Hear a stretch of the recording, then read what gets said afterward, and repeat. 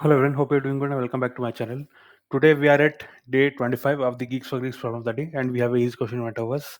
This question though it is marked easy but I felt like, see you will have to take some examples. See basically they have given you two examples but you also have the option to compile and run the code for your custom input, okay. You might have to do that for this particular question because it is not very clearly mentioned what they are expecting, okay. I will tell you that why I am saying this, but before seeing my solution, my advice would be to give this question a try to understand what is going on, and maybe then you can come and see the solution. Okay. So coming to the question, the question, see as you can see, the inputs and outputs are very simple here. You are just given a single integer as the input, and again you will have to return a single integer as the output. Okay. Now let's see the question. Consider a game where a player can score. See, the idea is very clear. You are starting from zero, right? And you can either move by these many points, okay. That is, you are starting from zero. You can either move by 3 point or a 5 point or a 10 point, okay. And simultaneously what that means is, see, try to understand that the points in this particular that is, yeah, you can count them as bonus or points, whatever you want. What happens, you are at zero, you can at each step take either one of them, okay. It just at each step you can get any one of these 3 points, okay, any one of these three bonuses, and ultimately you will have to reach the number n, okay. So what they're trying to say is, a player can score 3, 5, or 10 points in a move. Given a total score and find the number of distinct combinations to reach the given score.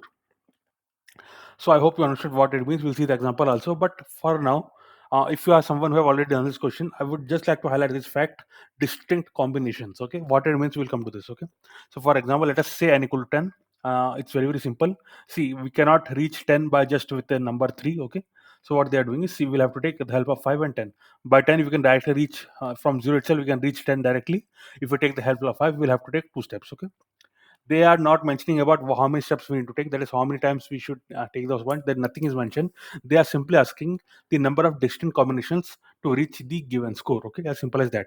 So for this particular question, the number is 2, the answer is 2, because there are two ways to do so, okay, and here are the ways. Now coming to the second example for 20, these are the various ways given, okay. So yeah, some of them is this, but I would like to tell you what is the, see, n equal 15. You can give it this in no, in the custom input. Okay, I have already done so. As you can see, for n equal 15, the answer is 3. Okay, why I am showing you this is because, try to see here, for n equal to 15, there are three cases here: 5, 5, 5, 5 and 10, and 3, 3, 3. One thing important I want to tell you is that, see, after 5 and 10, we are not writing 10 and 5 again. What that means is, we are asked to find distinct combinations here. If I take 5 and 10 and then 10 comma 5 separately, then the number will increase. Obviously, the answer will not be 3 then. The answer will be something bigger than that. Okay. So I hope you understand what I'm saying. 5 and 10, 5 comma 10 is there. See, there is the a sequence there. Okay. First 5 and then 10. But the reverse of that you cannot take 10 comma 5. Okay. So that's what they're saying. We want here combinations and not permutations here. Okay. As simple as that. So I hope you understood this particular point. What I'm saying is, see, uh, what they're trying to say is, you either first you get 5 point and then you get a 10 pointer, okay, so you are reaching 15. The reverse could have been true as well, okay. For example, let us say you got a 10 pointer first and then you are getting 5 points and then you are reaching 15. That also is possible, but they do not want us to consider that as a distinct case, okay. They're not, they're saying that we should not consider such a thing as a distinct combination. See, permutation combination is something which I guess we studied in class 8th of the CBSE maths, so I hope you will remember that. So there is a difference between what is a permutation, what is a combination. Okay, in combinations we treat such things as the same. Okay, 10 comma 5 and 5 comma 10 are the same. Okay, and here only the numbers matter. Okay, for example, 10 and 5 are involved, and then either way you take them, they are counted as one only. Okay, I hope you understand this fact. If you understood this fact, I think you will be able to solve this question easily. And one more important thing I want to show is that they are asking us to do so in the O of n space complexity. Okay, yeah. So first of all, I am dealing with some trivial cases. So see here. First of all, the scores can be one among 3, 5, and 10. Okay, so I'm taking them as it is. Okay, as simple as that. Then I'm declining a DP array. For see, try to understand one thing here. Initially, all of them will have some zero. Okay, then, but remember one thing here, we have to reach the score n. But here the array index will start from zero. Okay, we are following a zero index here. So for to overcome that particular limitation, I am taking n plus one. What that means is, see, it will have n plus one elements. What it means, it will have element zero and then from one to n. Okay, as simple as that. from 1 to n, and then an additional element 0. So total n plus 1 elements. So I'm making dp of 0 as 1. Okay. So what I'm doing next, I will go through each of these scores. Okay. First 3, then 5, and then 10. Okay. I will be one among these. Okay. 3 and then 5 and then 10. Okay. And then I will go from the in this range. Okay. So whatever is the number, for example, 3, I will start from 3 and go till n. Okay. Similarly, I will start from 5 and go till n. Okay. Next, in the third row, I'll go from 10 till the n. Okay. As simple as that. That's what is happening. This I is one among them. Okay. So when I equal to 3, when this particular I is 3, what will happen is I will start from 3 and go till n. Okay, as simple as that. When I read n plus 1 in Python, it basically means n. Okay, and at this time I'm going by 1. You need not mention this, by default it is 1 only, but just for your, just to show you that there is additional parameter, I have just mentioned that. Okay, even if you, leave this one, you will still get the same response from the, solution. So what I'm doing is dp of j is equal to, see, dp of j plus equal. What it means, see, these are like shorthands. We call them shorthand. What it means is dp of I of j is equal to dp of j plus dp of j minus 1.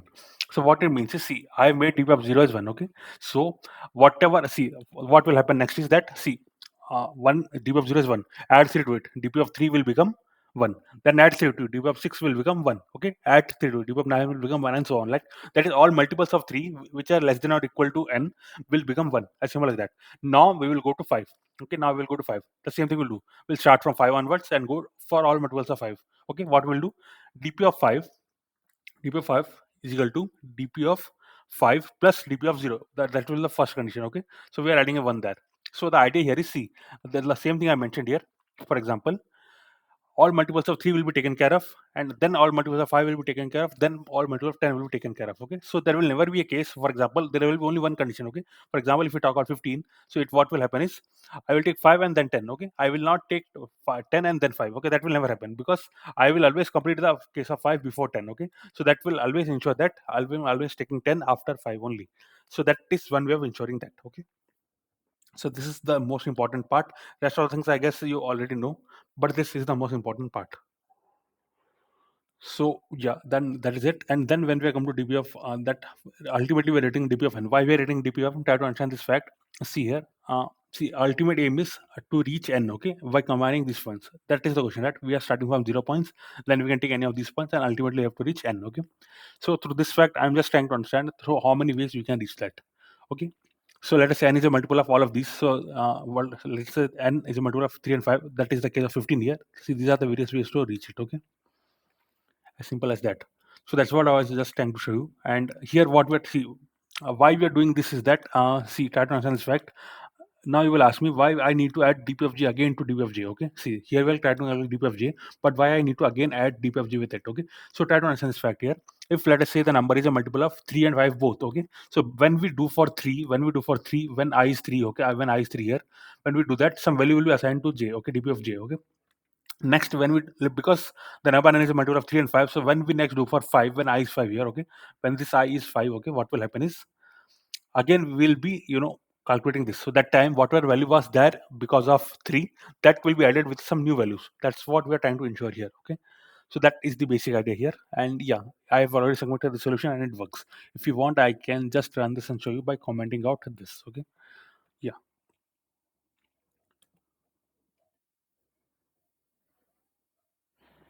As you can see, this works. I've already tried out for these examples, this, these test cases as well, and it works. Okay. So yeah, friend, that was all for today. This was on easier side, but as I mentioned, there are some important things here which you have to know. For example, distinct combinations. Though they have not explicitly mentioned that, I would have, considered having another example explaining that particular point in a, clear way. I definitely expected that from Geeks for Geeks, but anyway, they have not mentioned that. But always remember, whenever you talk about Geeks for Geeks, the one advantage that you have is that you can always, give your custom input, and from that you can get the expected answer out of it. Okay, that will be really helpful for you in this case. Okay, so yeah, that was all for today. If you like my solution, if you like my efforts, please do subscribe to my channel. It takes a lot of time to, see, solving question is one thing, but making a video out of it, thinking of the examples, then, explaining the solution in a way such that you don't face the same obstacles which I faced. Okay, so that definitely takes some time. So if you like my efforts, please do consider subscribing to my channel. That definitely motivates me a lot. So yeah, friend, that was all for today. See you tomorrow. Thanks a lot.